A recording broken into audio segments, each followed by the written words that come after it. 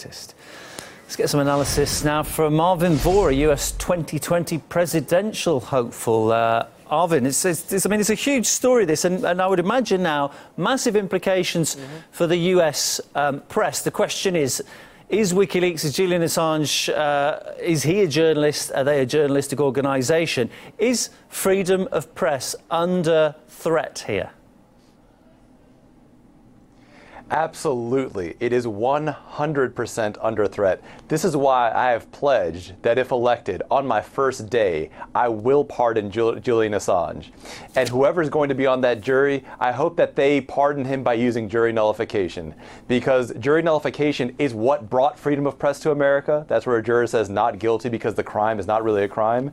And I hope that jury nullification will reaffirm freedom of the press. But yes, Julian Assange is a journalist. He exposed government wrongdoing. What he did was heroic. He acted on behalf of the American people. And if the US government is going to say that he aided the enemy, they're just saying that they are the enemy of the American people. Now, do you think that Assange's fellow journalists, large media organisations in America, will they be queuing up to defend him now? Because if they don't, won't they be next?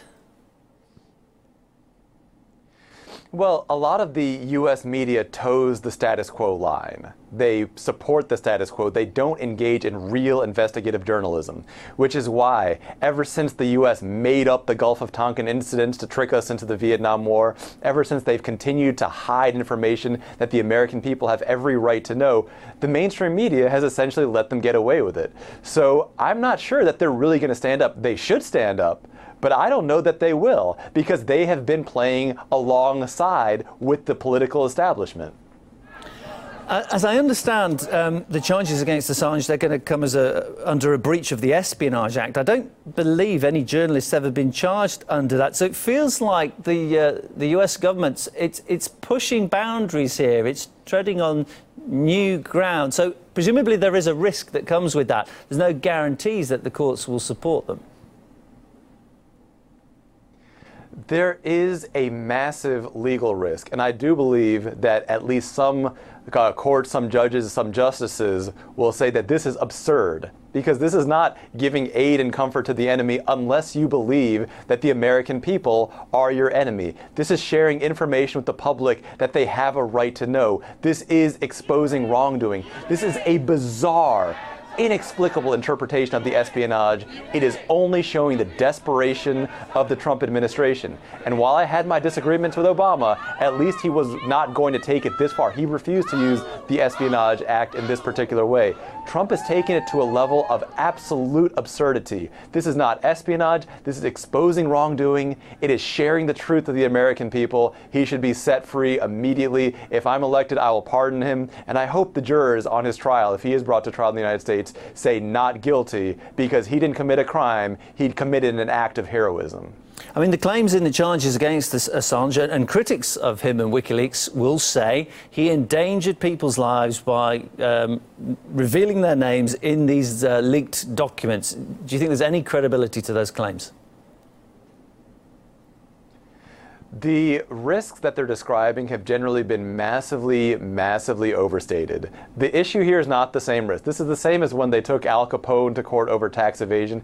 Their issue with Al Capone was not tax evasion, and their issue with Assange is not these vastly overstated risks. The concern they have with Assange is that he embarrassed the U.S. government.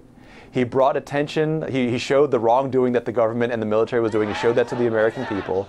He revealed the dirty, hidden secrets of the American government. He shared that with the American people, which they have the right to know. And that's the issue that they have. They will use any excuse they can, but that's not the real core issue. The core issue is this. The government is furious at Assange, at Chelsea Manning, at Edward Snowden, because they're letting the people know what the people have the right to know.